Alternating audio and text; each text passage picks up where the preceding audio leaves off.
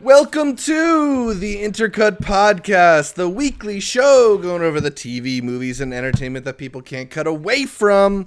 I am your co-host, Zachary Shevich, and joining me, based on the human that inspired the toy, it's Arturo Zurita. Don't get it twisted. There's a difference between the two. That inspired the cartoon, I would say. But we got a special guest today.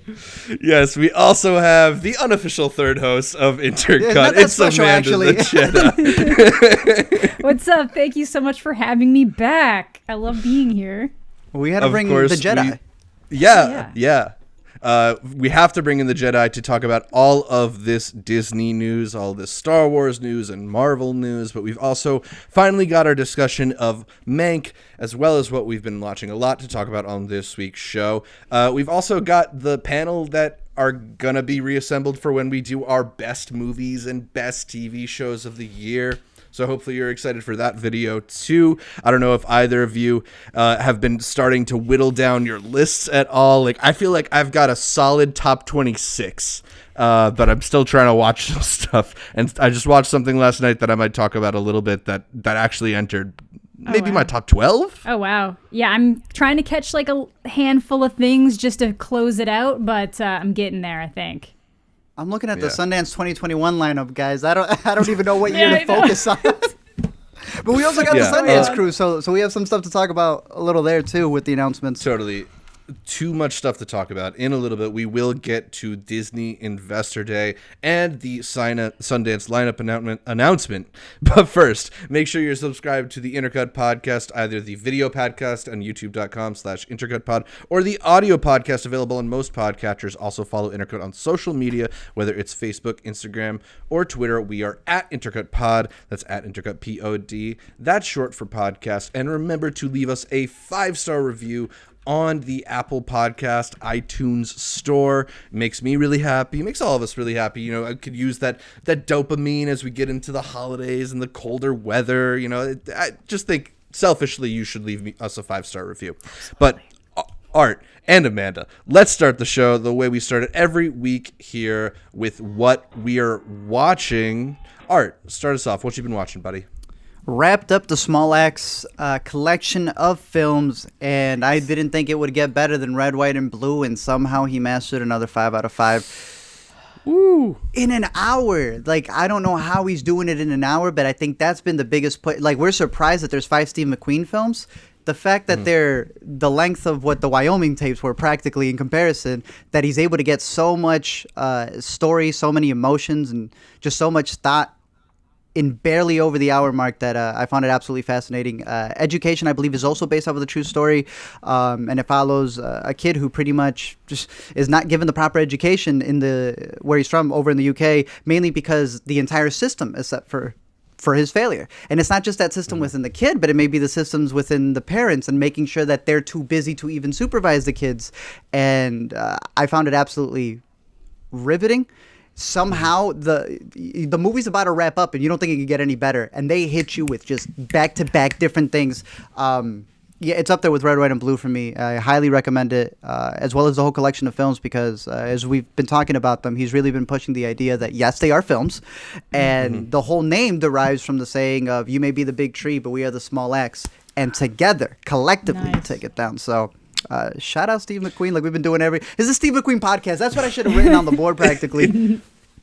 Yeah, we are an unofficial Steve McQueen and Small X podcast at this point because we keep bringing it up. But it's because, you know, it's 5 really interesting movies. Education, as Art mentioned, is one of the better ones of them. I have it below Lovers Rock and Mangrove, which are my 2 favorites. But, you know, your 2 favorites are Red, White, and Blue and Education. So it's got there's a whole lot of good stuff to watch.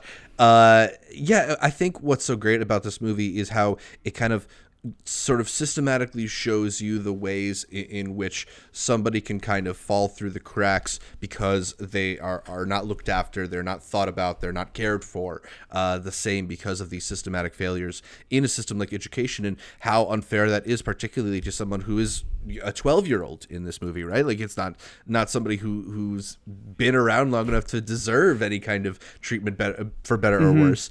And in comparison to other movies that I think try to tackle similar issues, what I really appreciated about Education is that it has a coda, its final 10 or 15 minutes or so, where you really get to see the child thriving. You know, you get to see a different side of it. It's got this off-ramp where you can see how things could be better, and programs that are designed to fix these issues. Even though, you know, we see these types of issues reflected in our modern society, there's also clearly ways that we can care for people who are often forgotten about.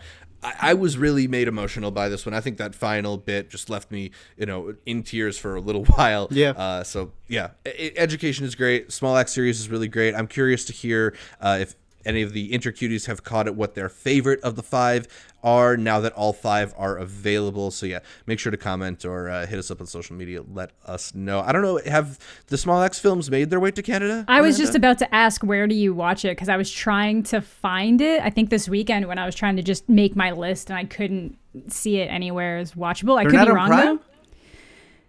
No. They're on Prime for us. I think they're BBC movies for England. Yeah, if they're on Prime for you guys, then I can watch it with a device. So we're good. You know? Gotcha. That's how I watch Sound of Metal. But yeah, if they're on Prime, I can watch it for sure then. Dope. Awesome. I will do that. Yeah. Hope you get to check those out because they are great. Anything else you've been watching, Art? No. No. What about you, Amanda? All right. Like I said, I've been trying to make it back through things. I'm currently watching I May Destroy You to try to get through that before we do our best of the year. Because I'm usually slacking on TV shows. I usually find like a handful of TV shows I really like and then kind of unintentionally neglect some of the other ones. Yeah, this year I was like, you know what? Like, let's try to find some other TV shows. And that one's just kind of been on my list for a while, and it was finally available to watch. So enjoying it quite a bit so far. Yeah, you're not finding it too difficult to get through. I know for some people it might be a little bit like times emotionally challenging. Yeah, at times it can get a little bit iffy, but it's one of those shows. It's kind of similar to like my warnings of something like The Nightingale. It's like it's really good, but it's not going to be for everyone, and some people are just going to have a really hard time with it. So like look into what the show is before you go into it, just because it's hard. There's parts. It's a comedy in a lot of ways, but it's also just very hard to watch. It's very explicit in its dealing with the issues of sexual assault and the trauma that comes from it. Yeah, you know, and I think it's a very brave show in certain aspects, but it's also very lighthearted in a way that a lot of material like this doesn't often get the chance to be. And that balance of tones and ideas is something that I've been stunned by since I saw the Michaela Cole series. Yeah, and she's I a definitely G. agree. Watching all the stuff with with the deals for that. Like I think it was Netflix, right? Dope. Yeah, she said, "Nah, I'd rather keep the rights." Yeah, keep the rights because that's her story. Like that's her life. Like that's awesome. Not many people would say no. No to $1 million. Yeah, you know? Seriously. It's crazy. So yeah, really enjoying it so far. And even though it does deal with things kind of in a lighter way, it's also deals with it in a heavy way. And that lightness isn't in a way that's insulting. It's just like, this is realistically what people will do to protect themselves mentally. And work around issues that they're dealing with. And I thought it was really stunning in that way. And then other than that, I watched Sound of Metal, which I really loved, like really enjoyed that. It's kind of like one of my biggest fears. So I was talking to Zach about that, but it'd be with my vision, man. Oh, that too. That would be so bad. But I was always that kid at concerts with like the earplugs and stuff, and everyone was making fun of me, and I'm like, you'll see. That's important. Yeah. I still I have the ringing. Like there's a little bit of ringing there just from like years of playing music and stuff. It's not super bad, but it's like only gonna get worse. So it's and just how they handle it, where it's not like, this isn't like, when he's trying to work through it and fix it, it's not necessarily something that needs to be fixed. And exactly. But it honestly, it avoids so many tropes that you think it's going to do, like without giving spoilers. Like there's a couple moments where it looks like, oh, he's going to get caught because he did this. And, he might fall back into this other way of life that he used to have. And he doesn't, but in a way he does. And when they kind of acknowledge that, I don't know if we can do spoilers for that. Not huge spoilers, but...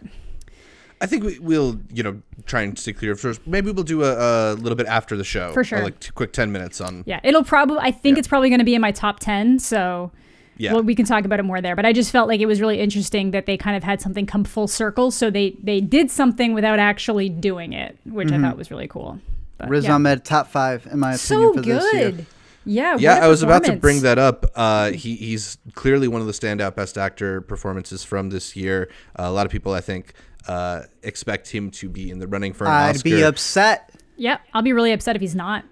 Yeah, we're going to talk about Gary Oldman's performance in Mank in a little bit, but we've also talked a little bit about Stephen Yeun and Minari, Delroy Lindo in To Five Bloods. Art, you've talked about Anthony Hopkins in The Father.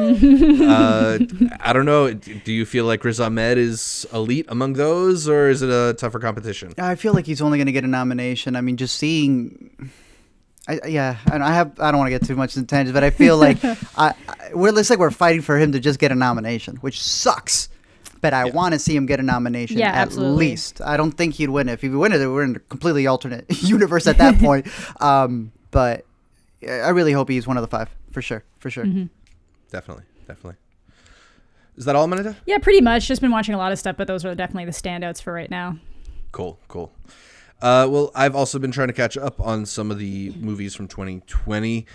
One of the best foreign film contenders, I think it's Denmark's official submission to the Oscars, is Another Round, yes, sir. Starring Mads Mikkelsen, written and directed by Thomas Vinterberg. It's a really interesting film about 4 friends. They're all high school teachers who embark on this experiment of trying to maintain a blood alcohol level of 0.05 and to see how that'll affect their lives, because they're at this point where they kind of feel stuck in a rut. We follow mostly Mads Mikkelsen's character Martin, who is kind of in a little bit of like a love, maybe a loveless marriage, and he's not respected at his job. He doesn't feel like he can teach well, and he could use that boost of self-confidence you get after you take a couple swigs of alcohol. And so the way that this movie progresses is these guys try to find that line between, can I drink a little to help loosen me up and make me more confident and make me better professionally and socially, or the kind of scary and sad fine line that alcohol has between fun and getting pretty serious and self-destructive. I think just as an exploration of the ways in which people turn to alcohol and how it affects people, I think it's a brilliant movie. I think it's a really fun experiment. There's some great moments here. I particularly love when he asks his wife if she finds him boring, and she says, "Compared to what?" It's just a lot of, damn. It's a lot of really great moments like that in this one. I liked it a lot. I was really kind of captivated by the story. I'm hoping more people check it out. It's one of my favorites for the potential best foreign film nomination at the Oscars this year. I'm looking for it. The Hunt was one of my favorites of that year, so without a doubt, I just need to watch it. That's it.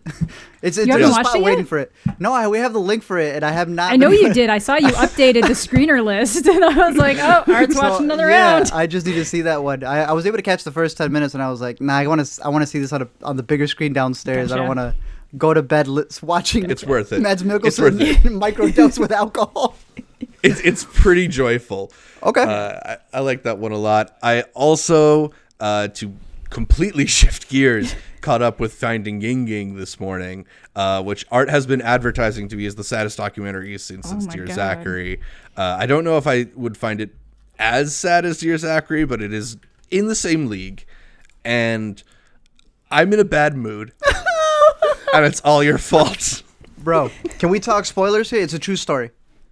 Yeah, it's a true story. You go for it. It's out in virtual theaters, and if you want to avoid our discussion of it, there's the time codes in the description below. So yeah, go ahead, Art. I mean, that was a good amount of time. I mean, there's more time right here as well, based on a true story. Yeah, it's a good delay. Yo, the fact that there is a chance that this girl's body is in a dumpster, and they told this man that it wasn't worth to even stop. Not to search, but to even stop compiling more on that dumpster is practically telling him what his daughter's life is worth. I'm sorry, Zach. I haven't even watched this, and I'm bothered. Yeah, I'm sorry.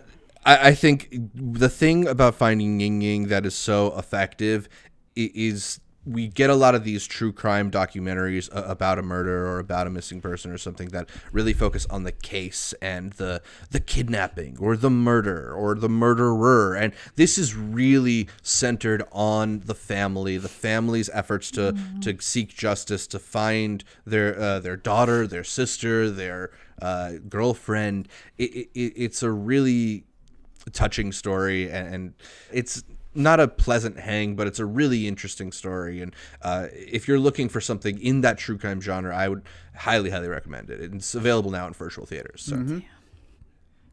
Should we take another quick? We're just going all over the place. Yeah. I forgot to mention I finally watched Boy State. Oh, that's one I forgot to mention. That was the one. And what'd you think? Yeah, I was shocked by how interested I was. I literally was because I've been having, sometimes I'm just not in the mood to watch certain things. Yeah. And I was like, I don't think I'm in the mood to watch a documentary, but sure. And like, sure enough, it was like, it had me. I was like, I should not be this interested in fake American politics with a bunch of teenage boys, but here I am. This is horrifying. Oh my God. But you want to root for Renee? You want to like stand up and be like, yeah, I'm like, let's go Renee. And I'm like, what is Steven up to? I hope he's doing well in college. Yeah.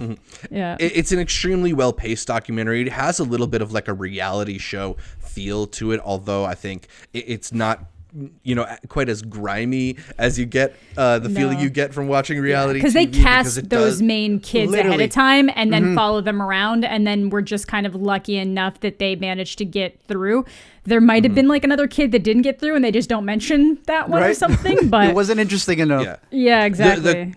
The co-directors have talked about in interviews how lucky they were that they found basically 3 of their 4 stars before they even started in this camp. And then they were there for Renee right at Renee's magical moment, you know? So it works out because it's a really interesting situation and they found the most interesting characters there. That's definitely going to be showing up on some of our best of lists. I think Art and I were talking about the best documentaries of the year. That will certainly be featured there. Easily. Are y'all ready for Girl State? I want to see Girl State. They said they'd make it. They better. Oh. Yeah, I'm very interested in that one. And then another movie that I caught recently that I liked quite a bit, even though I don't think Art was as big of a fan of it.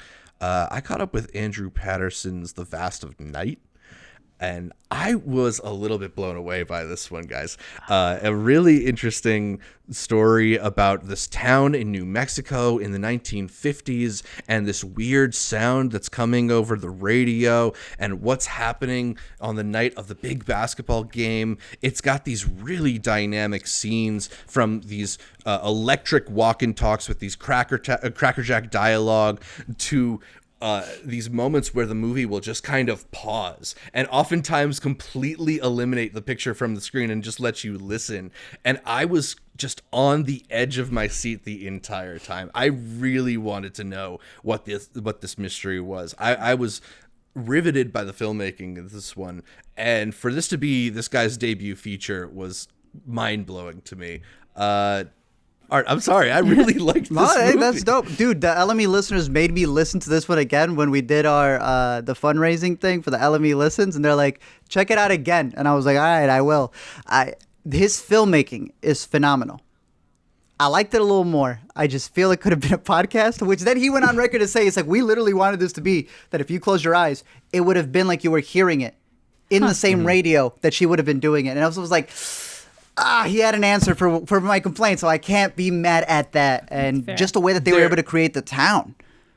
There are moments, the town is so fully realized. There's some really crazy shots that go through it. There's maybe the best tracking shot of the year in this movie. Oh, wow. But it's also interesting because it'll slow down and turn into something that's like a radio play or like a regular play. Like I'd love to see this recreated in some way on the stage. But there are a little bit some moments of visual bravura that I want to give to this movie and say that it does.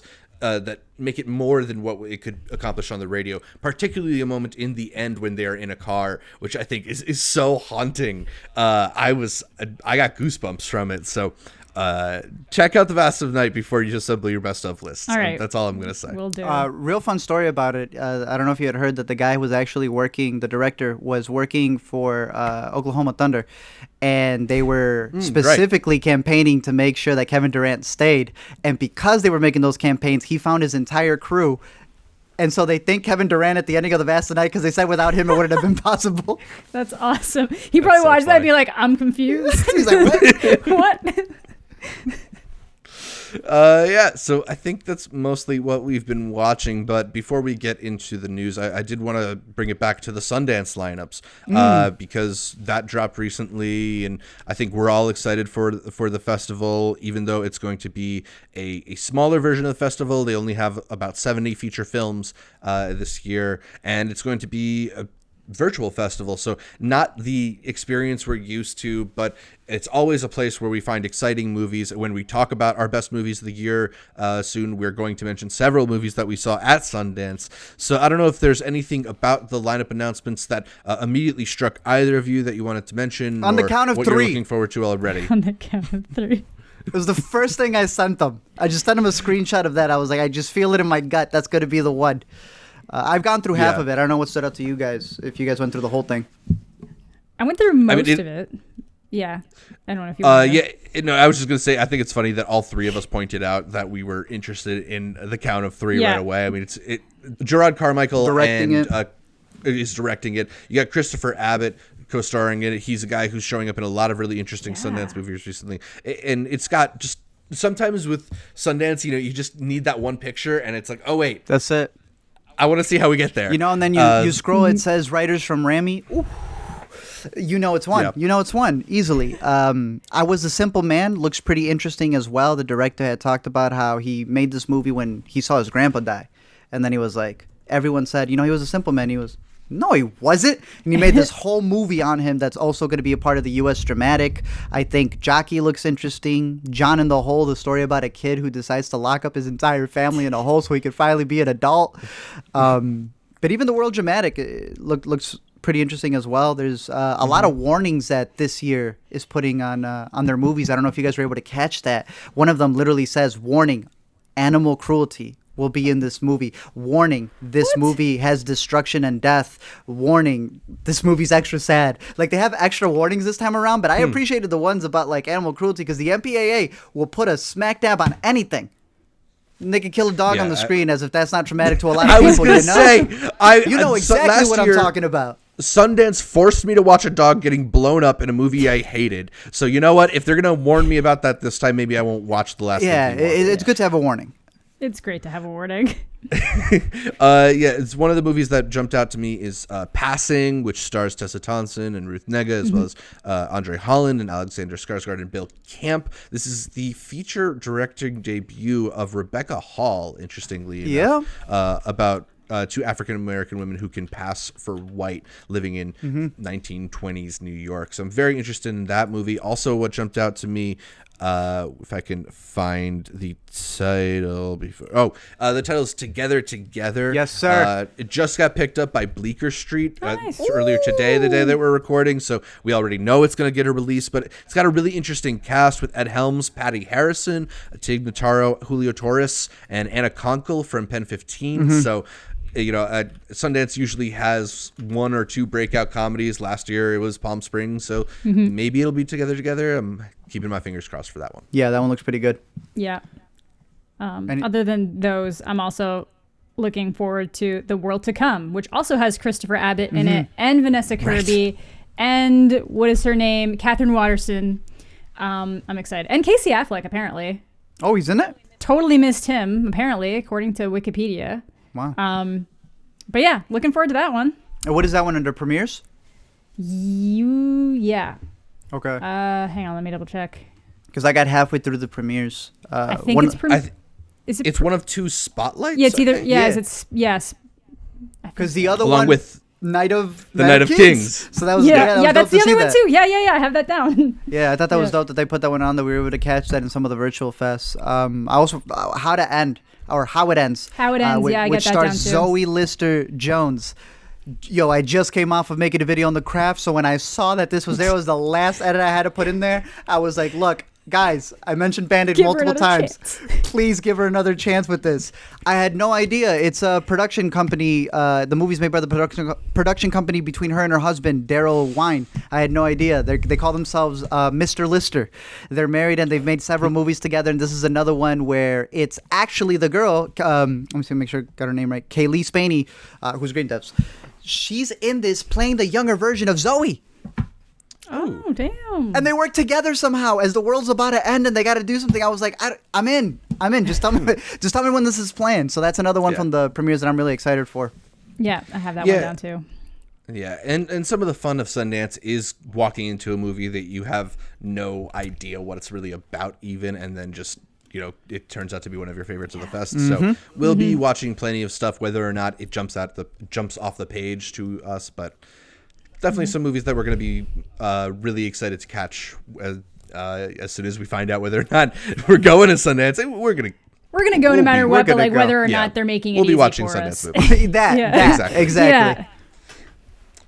All right, so that's what we've been watching. Let us know what you've been watching in the comments below or by emailing us. The address for that is intercutpod@gmail.com. We're going to move on to Yay or Nay, where we break down the latest happenings in entertainment, starting with Disney Investor Day, whatever that's supposed to be, which was held last week. And Disney used it to announce an overwhelming slate of upcoming projects that includes 10 Marvel TV shows, 10 Star Wars TV shows, 15 Disney and Pixar TV shows, as well as 15 new Disney and Pixar films. Let's start with Star Wars, as Disney revealed that Hayden Christensen will be making his return to a galaxy far, far away in the upcoming Ewan McGregor starring Obi-Wan Kenobi show. We'll also be getting new shows spun off of The Mandalorian, including the Rosario Dawson-led Ahsoka show, as well as Rangers of the New Republic.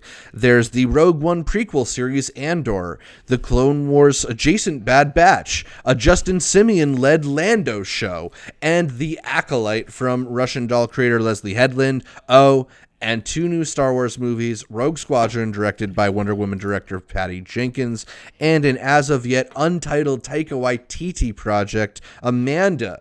With all this forthcoming content, yay or nay, you are optimistic about the future of Star Wars. I haven't been optimistic about the future of Star Wars for years. It's a lot, and it's like it's a lot. It's like, hey, we have all this stuff that works for Marvel, so let's try to make it work for Star Wars. And it honestly hit a point where it was like, oh my God, we pissed people off with Star Wars movies 3 times in a row. We need to calm down. Okay, this one Mandalorian show, it's almost done. We're gonna put that out. It's doing well. It's doing well. Let's just start. Everything. We're gonna have an episode with Bo-Katan. We're gonna have an episode with Ahsoka. Like we're gonna retcon some stuff with Palpatine in the 3rd movie and some cloning. Let's go, baby! And it's like, just let it breathe. Let it breathe. Let it breatve. Like they're gonna have a series taking place in the intro crawl. That's it. It's just gonna be the whole movie's gonna be in the intro crawl. It's a lot. And I'm sure a lot of these are gonna end up getting canceled. Because the Obi-Wan one had already been confirmed with another one that they shot a pilot for, and then they canceled them because Rise of Skywalker was just like, everyone was like, no, you didn't nail this. And they're like, oh shit, people are, we need to roll it back a little bit. Yeah, as Josh Trank and Ryan Johnson and whatever the guy who directed the Godzilla movie, Colin Trevorrow, would all like to tell you, just because they are announcing a Star Wars project doesn't mean they are making a Star Wars project. Yeah. That being said, it's really interesting that Disney basically looked at The Mandalorian and whatever the version of doubling down that it's 10 times is, they did that. I don't know. It is part of this big push towards Disney Plus. I wonder how much of this announcement is also motivated by us still being mid-pandemic, and maybe if theatrical reopens and is booming, they'll start announcing movies again. But it's strange that they spent all this money on this property, and now it seems to be like, let's just put it all on Disney Plus. Yeah. I mean, that's what they see the future to being. I mean, think about it this way. Like, how old are we now that we don't find this as exciting as it should be? Is it because, Zach, you didn't even... It used to be the cons, right? There would be a convention, and it's like, oh, this is for fans. It doesn't feel like an investor day. It feels like a fan convention. And the way you announced it and the way everybody announced it, it's Disney Investor Day. Yeah. That's what that's what it is. And it's like, here's things to... I had people on my timeline being like, buying Disney shares. And I was like, why? This is literally the worst time to do that because of idiots like you. Yeah. But sorry. I don't know. Usually you would think we would be more excited for something like this with all the content that's coming out, but sometimes it's like too much. And I feel like the more I've gotten into really appreciating and going out of my way to find like indie projects or smaller projects or just things that need and You've been radicalized. I've been radicalized. I still love my big projects. I still get really excited about Marvel theatrical experiences.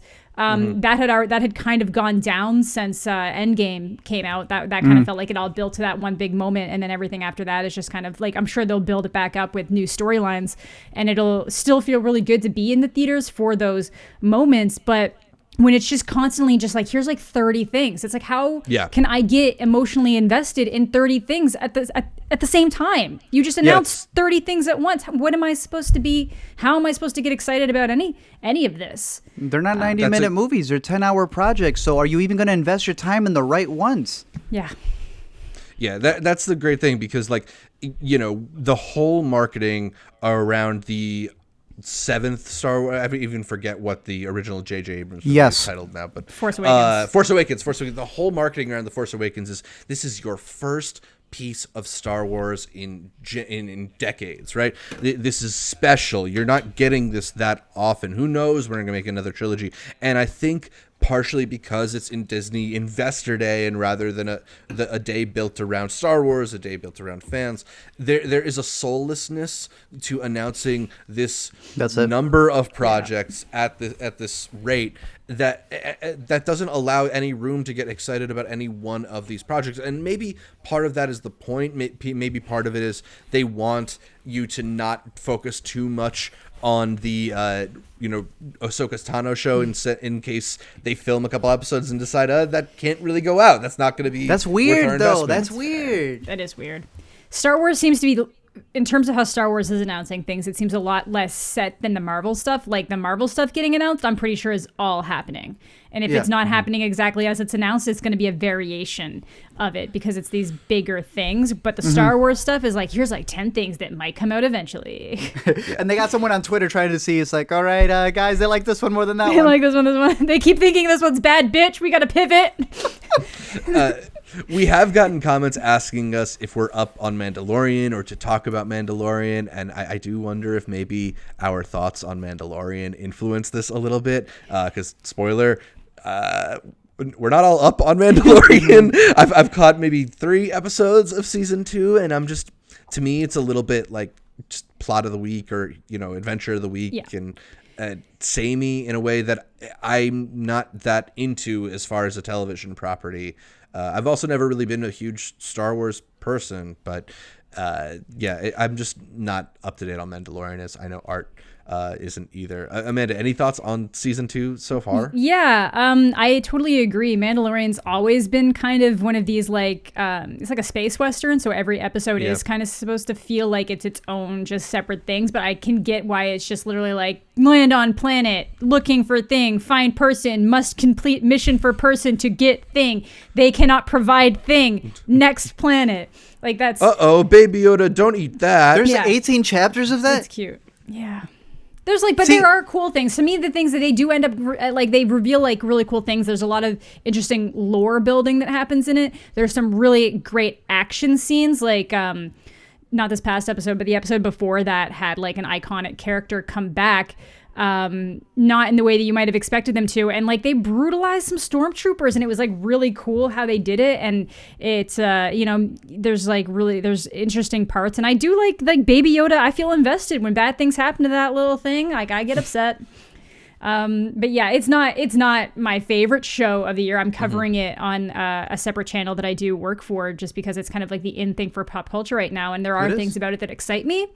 But it does seem, unfortunately, that some of these episodes were just kind of like, yay, do you guys want a full show about this character? Because we're going to tease it. Yeah. I think Disney's aware that that's what people are tuning into the most for the Plus. Like, I can't think of anything else that people are coming in to check out other than The Mandalorian, to the point that you've watched it weekly or binged it? I tend to do like 2 episodes at a time is usually what I do.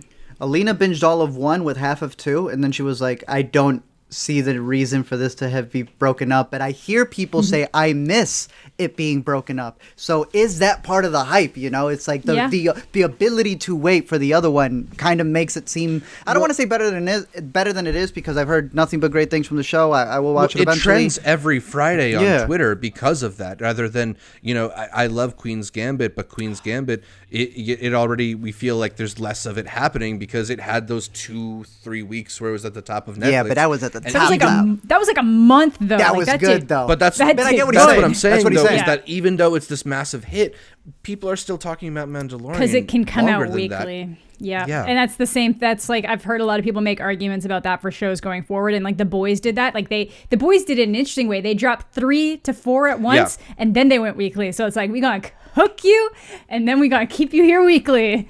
I was like, that was smart.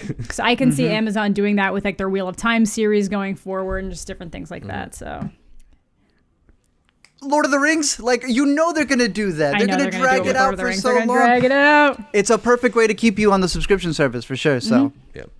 All right, we've went on a huge tangent. I do want to ask if there is any one property from this announcement that you are most excited about, something that does jump out from the big mass of announcements. For like recent stuff, I'm actually pretty interested to see what they do with WandaVision, because it seems like they're actually taking... I'm talking Star Wars specifically. Star Wars specifically? My bad, sorry.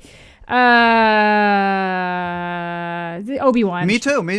Yeah, it's Obi-Wan. It's Obi-Wan. I like, you know, bringing Hayden Christensen back as Vader is odd, because it's like the 30 minutes that he was Vader before he was Vader. Yeah. Like... I agree. That announcement excited me. Yeah. But it's like the last thing I saw, right? It was like the last thing I saw that man in was Little Italy. So it's like I don't even have fond memories of his last performance, but yo, bring him back. Yeah, exactly.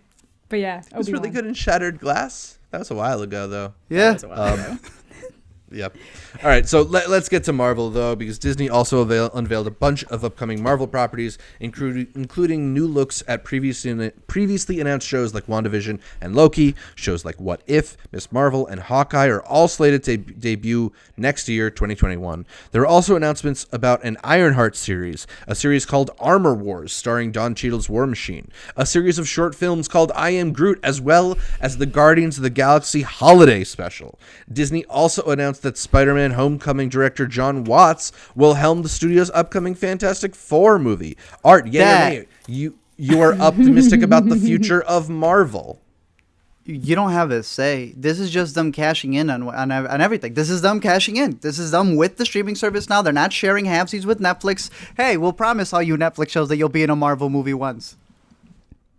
Did it happen? And now it's gonna happen, bro. Disney just waited. They tickled them like that. They said just wait for it. They were waiting for them to be able to bank in 100% on all of these services. Yep. Now they're ready to go. Now they have What If. They got specials that they could all post on their own streaming service, and they're gonna be able to make all the money. It's just gonna continue rising. Like throughout all these announcements, they also said we're gonna raise the prices next year. Just gonna add that real quick, by the way. And they're even talking about how they're going to be able to mix everything in, considering some of the ratings on these shows, and whether they'd be going on Hulu, and should they have split Hulu and Disney Plus? Should they have been more combined? Should Lizzie McGuire be on Disney Plus the way that it should be? So with a lot of these shows that they have here, and I know it's a mixture of the movies as well, you know, I'm excited for a lot of the actors, like Tatiana Maslany, to see her in one of the Marvel movies. I'm excited to see what she's going to be able to do with it. I feel like their specials may be better than the Pixar specials. I feel those are the only ones that we've gotten off of the Disney Plus things.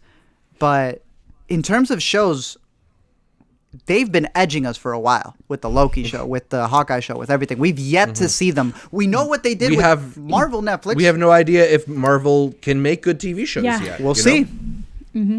I mean, there's no reason to doubt them, I guess, but we'll see. Will it be to the caliber that all the fans are still fighting for the Daredevil, for the Punisher, for everything that they did there?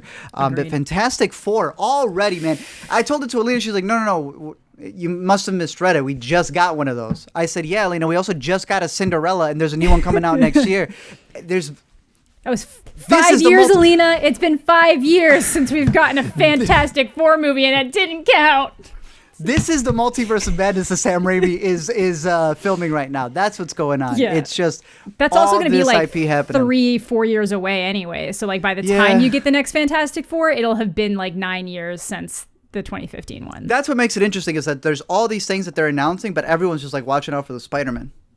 What's going on there? What's the next end game? You know, everyone's just been so hyped up for the really big event, so we know this is the calm down. And it's like, I'd be surprised if they hit us with the next event right away. Like, that's the way they do it. It's not another 10 years. It's boom, it's right there. And that's what it seems like. Because what's bigger than a multiverse?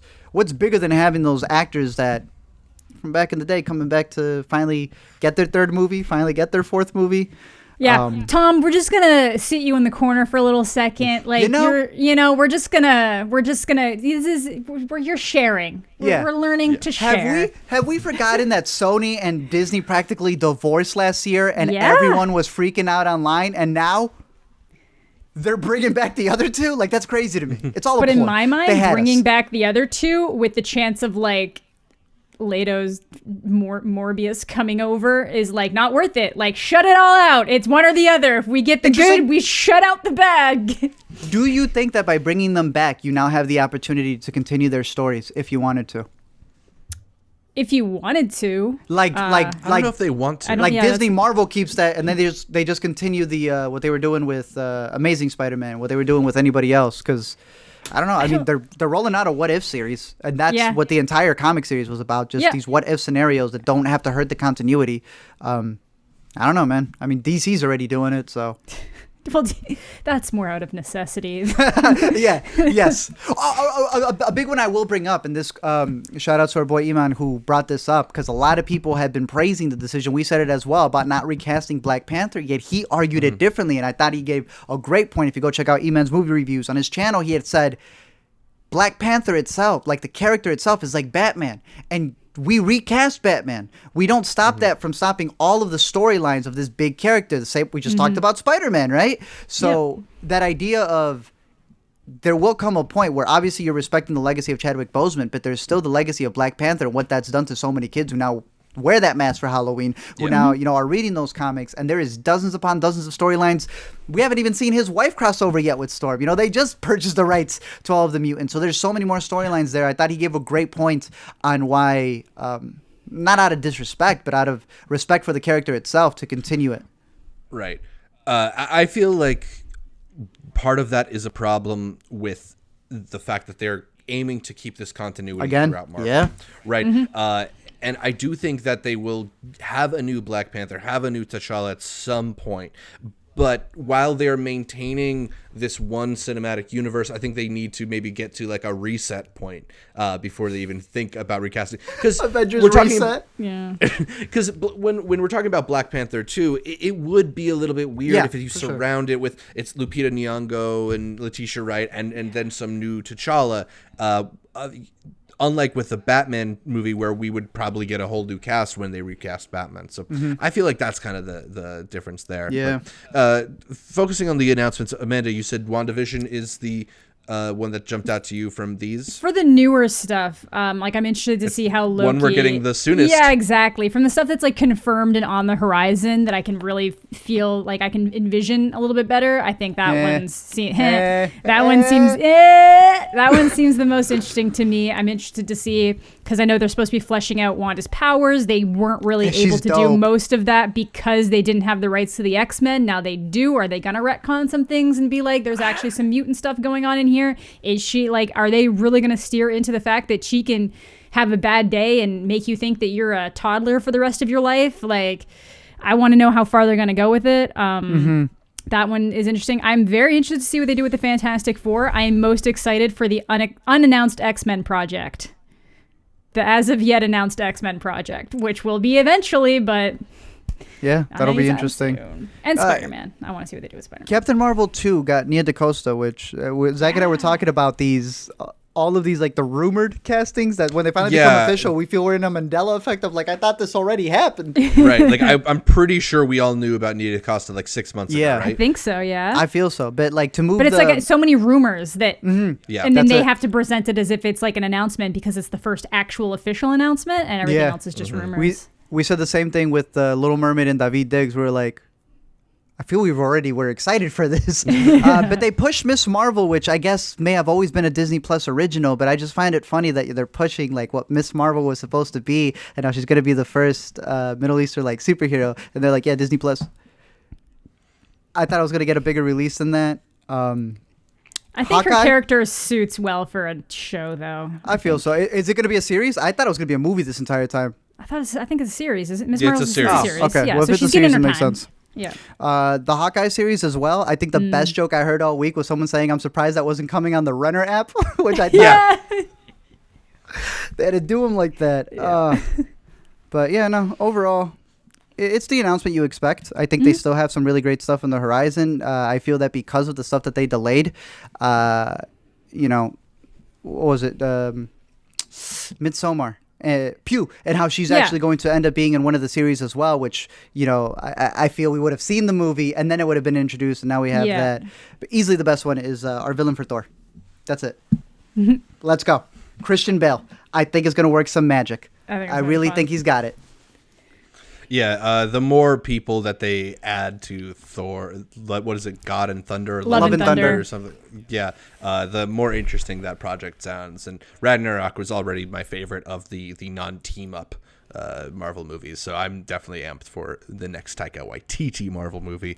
But moving on from Marvel, Disney and Pixar Animation are also keeping busy. Existing properties Moana, Big Hero 6, Zootopia, The Princess and the Frog, Cars, and Up are all getting spun off into Disney Plus shows. Additionally, Pixar's next 2 theatrical releases, Raya and the Last Dragon, as well as Encanto, the one that has music from Lin-Manuel Miranda, will be getting premiere access debuts on Disney Plus the same day they arrive in theaters. Pixar also announced a couple more new movies, including Turning Red from the director of the short film Bao, and Lightyear, an origin story of Buzz Lightyear, voiced by Chris Evans. By the way, Chris Evans would like you to know that this movie isn't based on the toy Buzz Lightyear, but rather the human that the toy Buzz Lightyear was based on.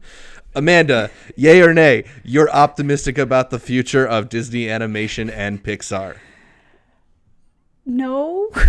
Yeah. Really? I'm sure something might surprise me, but I actually hadn't looked into any of those announcements, but hearing that they're making I've never really liked any of the spin-off series, even when I was a kid. Like, I was just never a fan when they did any of that stuff. I'm definitely not excited about it now. I was firmly leave Toy Story alone, and that also applies to not the toy, but the person the toy was based off of, Buzz Lightyear. Unless I also get my Woody movie. Where is our Cowboy Woody movie? Yeah, I want Cowboy Woody. I grew up with the Buzz Lightyear animated series as well. Yeah, it's like we always have these Buzz stuff, and it's like, we need Woody. You're literally playing into exactly what the movie is. And it's like, no, he had Toy Story 2. It's like, well, give him a Toy Story series at that point. But let him have it. Yeah, why not? Yeah, cast Colin Hanks. Yeah. I like the Forky shorts, but it's weird to me that Bob Iger and Bob Chapek just snapped their fingers and turned one of the most successful animation studios of all time into a TV company. Like, that's a little weird for me, given that Pixar makes these really beautiful movies. And among all of the Disney announcements, I agree with Amanda that maybe there was some exciting stuff here. I like that there are actually announcements of originals. I don't know if I like the premise of Turning Red, but it's original, and Encanto is an original, unlike a lot of the other stuff announced.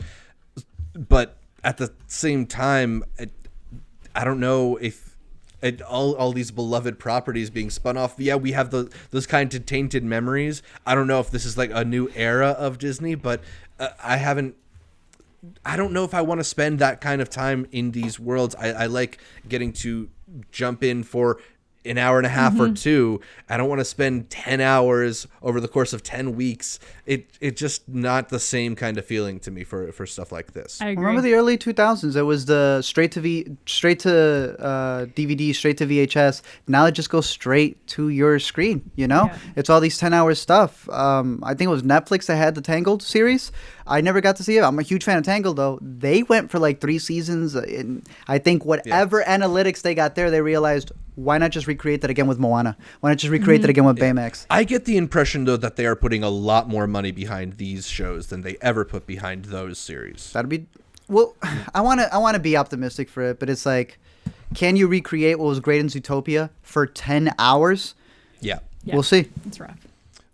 Brown Table might think so, but I'm Brown not sure. Table has his own show. He's exactly. He's too busy.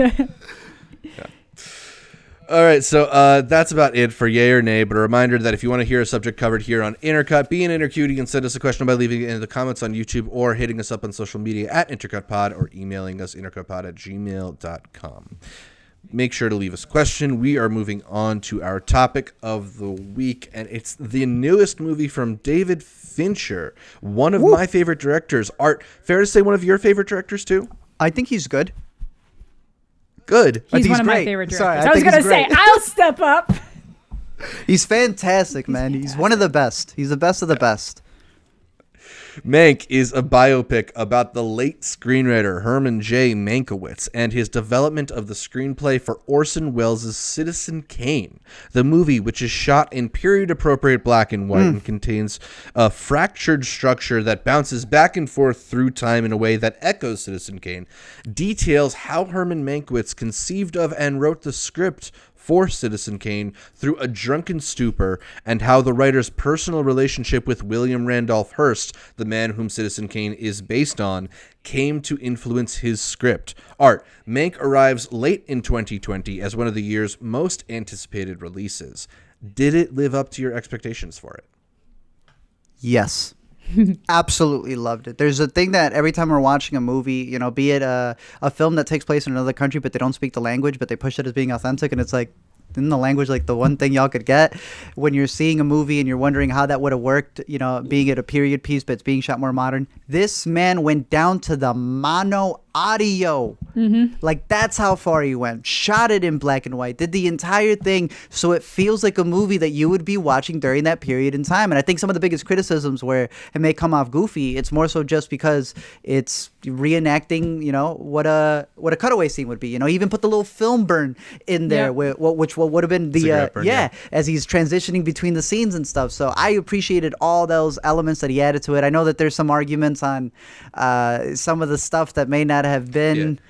I mean, it is shot in anamorphic, which is not the aspect ratio they would have used and stuff like that. There is like a certain clarity and precision to the way the camera pans in that way that David Fincher loves, that maybe is less period appropriate, but I also think that's part of the charm is that it's like a master modern filmmaker taking on some of the approaches of a more classic film. Yeah. A lot of people argue that you need to know everything about Citizen Kane, that you need to know a lot of the stuff from that time. Did you guys feel that? I don't think so. I meant to watch Citizen Kane I meant to rewatch it before I watched this, but I haven't seen Citizen Kane in years. HBO. And I don't feel like it affected my viewing of this at all. You didn't need the entire RKO breakdown before you went into the film to know what was going on in the studio system? No, because that's the beauty of I do feel like knowing, being familiar with the story helps because you appreciate different things more because you notice things happening. But I don't. He did his job and made a story that made sense on its own. That's only enhanced by knowing the source material or what it's based on. Right. I think it's helpful to have seen Definitely. Citizen Kane. Yeah, I don't know if you need to have been just brushed up on it. I do think it would make really interesting pairing to watch Citizen Kane and then very quickly go and watch Mank. I think the films speak to each other, or rather Mank obviously speaks to Citizen Kane in a way that would make them both more interesting. But like Amanda said, there is enough there that I don't think you necessarily need to be like a scholar of Orson Welles or of Citizen Kane to necessarily appreciate what this is doing. But there are ways like that structure in which it is really heavily influenced by Citizen Kane. And because Citizen Kane was so instrumental in giving us that kind of nonlinear structured look at a life, I think it's really interesting in the ways that Mank kind of throws you in that way too. And to me, that's part of what I struggled with when I started to watch Mank. I was, for the first half an hour or so of the movie, not really feeling its rhythm, not really sure if this was going to be the way that it was telling us. Like, are we just going to watch him dictate the script of Citizen Kane from bed? Like, that doesn't feel like a movie. And then the movie sort of widens out and gives you the story of Hollywood studios in the 1930s, and it gives you the story of his relationship to Orson Welles and his relationship to William Randolph Hearst and Marion Davies. And then I think it all coalesces a little bit more. But to me, I would say it's not the movie that I expected, partially because it's so removed from the actual production of Citizen Kane. It really is the script and the thought process that went into the script. I agree with you. I thought it was going to be more about the creative, it is the creative process. It's more about creative credit, like that idea that's in there, and it goes all the way down to who's credited for the script. Fincher's father, who wrote this back in the 90s, and I believe he passed in the early 2000s. So this has been something that's just been sitting on a shelf for the longest time. And obviously he's got that great relationship with Netflix, which is funny how it parallels, what Orson Welles was to the studio over here, RKO, that wasn't doing so well, who was one of the first to help out Netflix and give him an entire show that made it very prestigious, that eventually others would follow, like Martin Scorsese and everything else, right? This man had the ability to make whatever he wants because, Mindhunter was getting too expensive, and he was able to finally make the story and credit his father for it. And I think that's one of the most... We're in spoilers, right? Yeah, I mean, I think, this deep into the podcast, if you haven't seen Mank and you care about spoilers, you can head into the description and jump ahead. But most people who are curious about Mank, I think, have seen Mank by now. Did Orson Welles write half that script, Zach? Well, age-old question. Well, I think the other thing about this movie is that it really, like I was saying, since it is really just showing you the script, you don't get to see what eventually becomes of his script. And the movie ends in a place where he's delivering, I think it was like 256 pages of script. We know that the movie isn't 256 pages long. Orson Welles has... there's actually a really documented history. I think the book is by Robert Kerrigan. I'll leave that as a note down below. But... that talks about how the first two drafts of Citizen Kane were primarily written by Herman Mankiewicz, but it's from there that Orson Welles then started to make his own adjustments, started to bring his own elements to the story. And, I think the question of who is the author of Citizen Kane isn't necessarily... all that the movie is about. I think it is showing you how we arrived at the place where that script was created, right? All the personal relationships that influenced it, all the resentments and hopes, and that for Mankiewicz, this was a thing that became so central to his life, such a chaotic presence to his personal relationships that he ultimately decided he needed credit for something that he wasn't originally signed to give credit for. And the movie's told through, like, he's got the flashbacks from what would have happened, the decade plus earlier, and then when he's actually writing the script and how it informs, all the people that he was around and how he puts it into the script. But more so, he has this parable that he says, like, earlier on that then gets brought back about the oven grinder monkey and how he feels that he's just in this system. And it kind of shows you how, like, he had everything given to him, right? He was the guy who would laugh at the party, but that's exactly where they wanted him to be. Yeah. So how many more things could he have written if they would have allowed him to be able to write as crazy as he did? That only happened because of the scenario that Orson Welles found himself in, where he was able to do whatever he wanted. And just the way that he's able to turn that on its head, and the climax where it's comparing the two scenes, when he's arguing for his credit with Orson Welles and when he's just being belittled and put in his place by Hearst earlier on.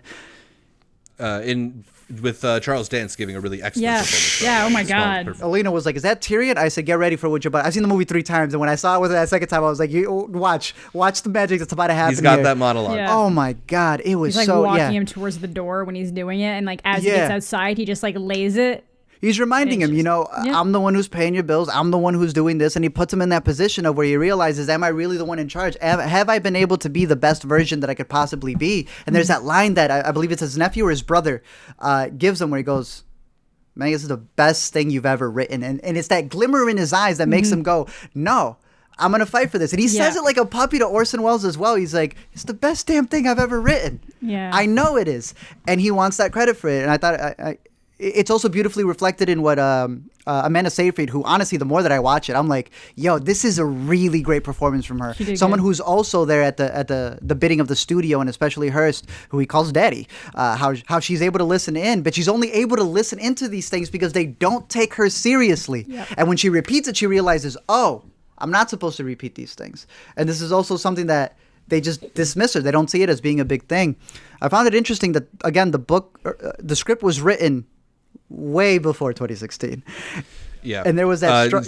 Fincher's father, who is the sole credited screenwriter, died in 2003. So at least the origins of the script date back to then. It is sort of believed that both David Fincher and the screenwriter Eric Roth are uncredited, have done uncredited rewrites of this.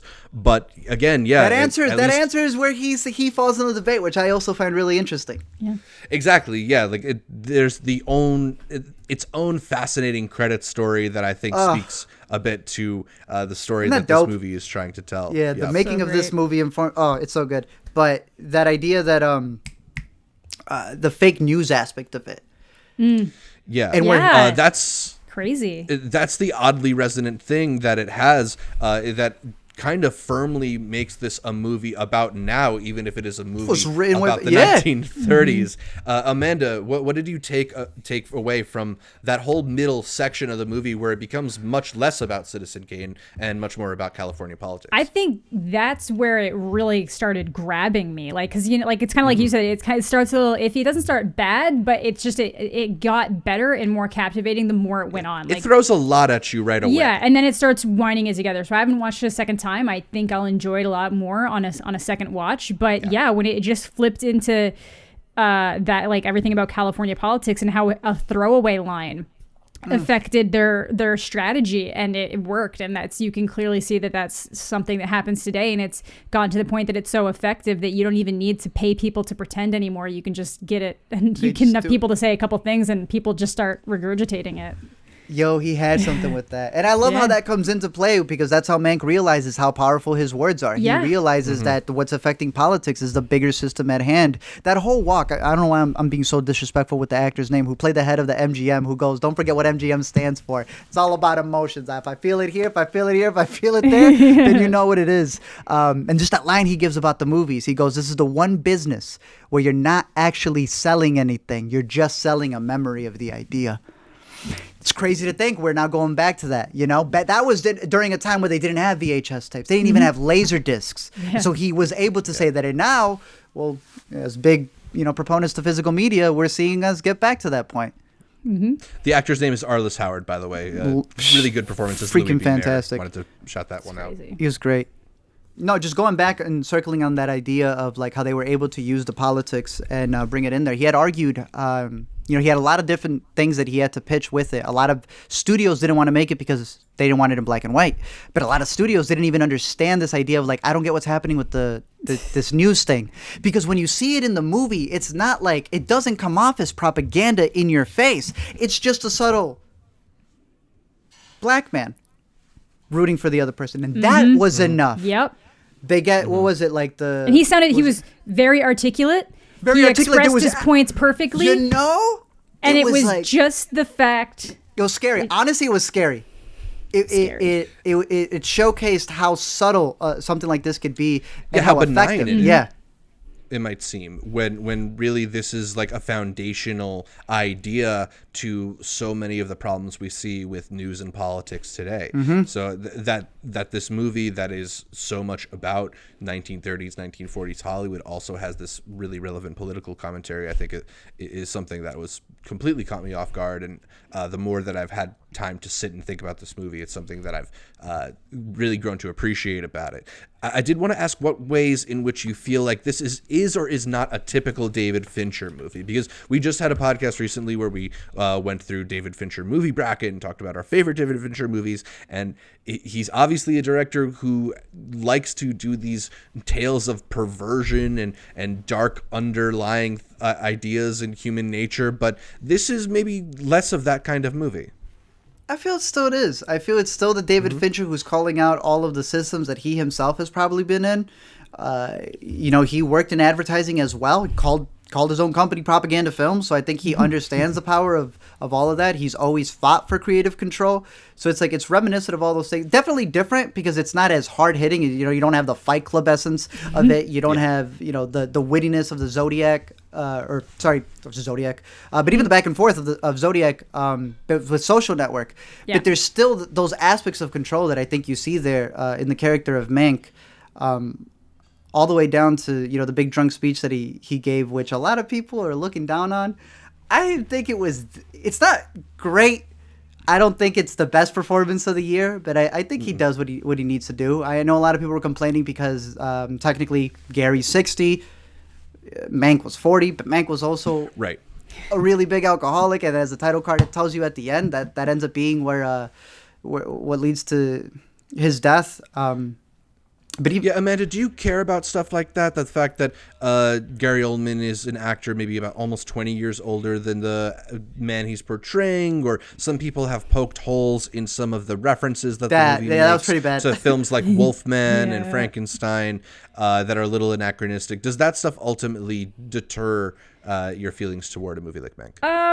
It depends. I think I usually end up having a bigger issue when they are fine, like we could get like a 40-year-old star, but we'd rather have someone like Gary Oldman. But for the attractive young female, we have to make sure we get an attractive young female. We can't get someone. Yeah. They don't even, like, Amanda Seyfried's not even as old, or Seyfried, sorry, that's how you say her name. But she's not even necessarily as old as she should be for that role. But I guess her character ages as it goes. But yeah, and poor Sarah, the wife, was in real life Herman's age and is played by a much younger actress. Yeah, so I usually have issues with that just because of the idea of women. It's very rare that you let women age in Hollywood. You will end up in situations where somebody's the boyfriend is the same age as a character's mom. It's just a thing. And that can get annoying. Some of the references, sometimes it's just kind of weird if you make a reference to something that's just so outside the timeline when it would have been so easy to just kind of catch it. But I don't think it ruins a good movie unless you're somebody who's just really nitpicking for little details like that. And I think that that's like the last thing that's important about a movie. Unless it's just like really glaringly bothersome in some way.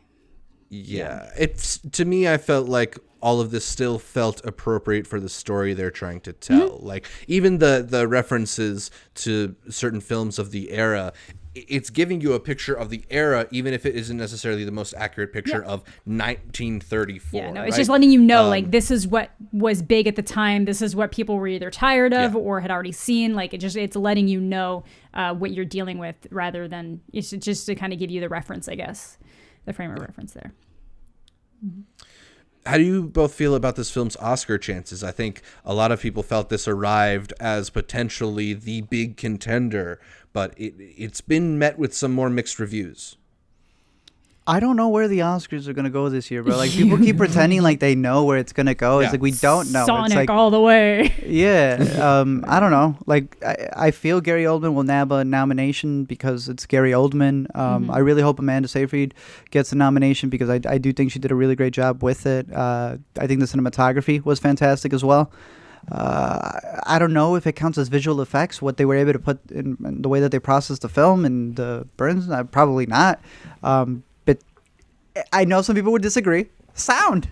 I thought they did a good job with the sound. If you have a good sound system at home, again, this is a movie that, even though it's on Netflix, I would have loved to have seen this black and white picture at the Renaissance Theater. I think that would have been fantastic. But I don't know. What about you guys? Kind of same boat. Like, it's really hard to say where things are gonna go, but just based on the year we've had, it wouldn't, unless they really go off the rails and they're like, we're just gonna this is gonna be the year we let the indie films fly and just give all Black these Bear. Yeah, seriously, like, just like, never, rarely, sometimes, always, just like let these movies that were just powerhouses of the year pick up some awards. I do think somebody in here is going to be nominated for something. Yeah. Easily. Lily Collins. Yeah, absolutely. I do think it'll probably pick up like maybe 6-7 Oscar nominations. Whether or not it'll be like a favorite to win anything, I'm not so sure. But given the fact that we are in this weird year and a lot of the major studios will maybe be sitting this year's Oscars campaigns out, Netflix has got a lot of money to throw around. This is one. Doesn't seem like they'll be throwing it at Hillbilly Elegy, so nope. I could certainly see it showing up at least in a few different places, although I don't know if it'll be a favorite for anything. But yeah, I think we are positive on Mank, although I would say I'm not as positive as I wanted to be, given it's a new David Fincher movie about Hollywood. That's fair. I want to watch it again. I want to try and dive a little bit deeper into it because, yeah, it is kind of a lot on one viewing, but as I've sat with it, I've come to really like a lot of what it's trying to do. Absolutely. Yeah. I mean, that's how he says he makes his movies. He's like, my hope isn't that people just see it the opening weekend. My hope is that they're still watching it 10 years later.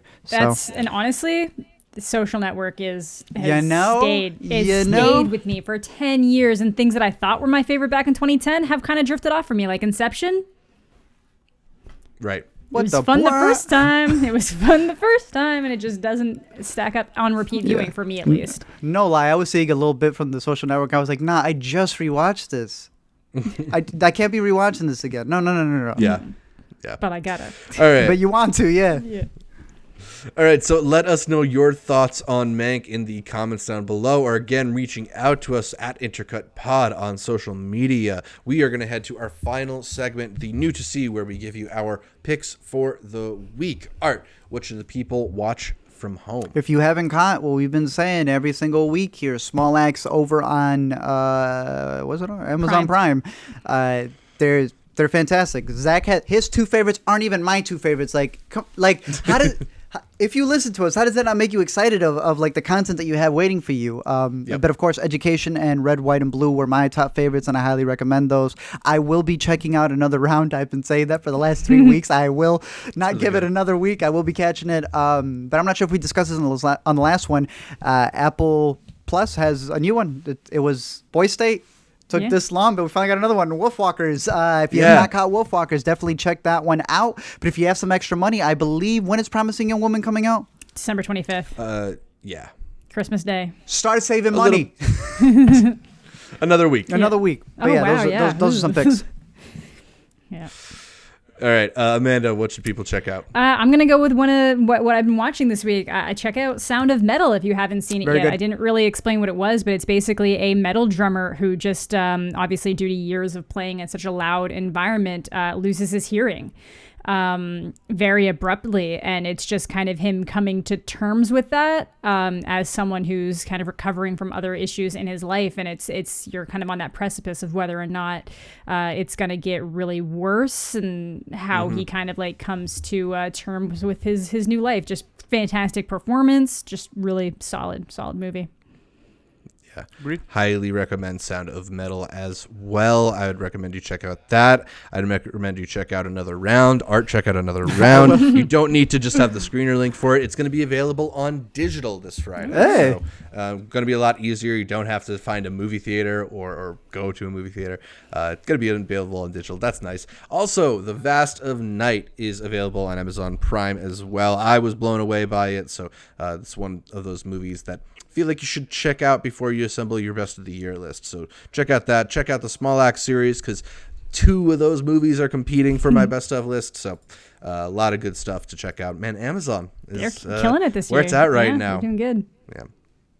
But that's about all for this week's show. You can catch more from me, Zach Shevich, by following me on Twitter, Instagram, or Letterboxd at ZShevich. That's ZSHEV as in Vision, ICH. And Amanda, where can people check out more from you? People can find me on YouTube, Twitter, Instagram, Twitch, and anywhere else, Letterboxd at Amanda the Jedi.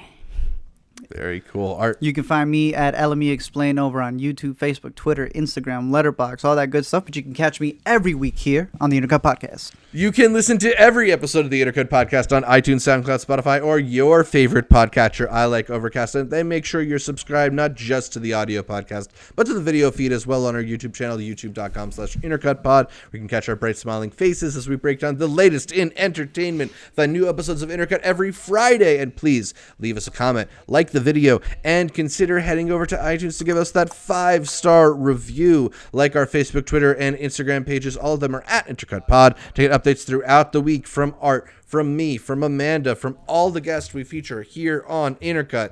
Thanks again for tuning in, and until next time, this is a business where the buyer gets nothing for his money but a memory. That's a bar, bro.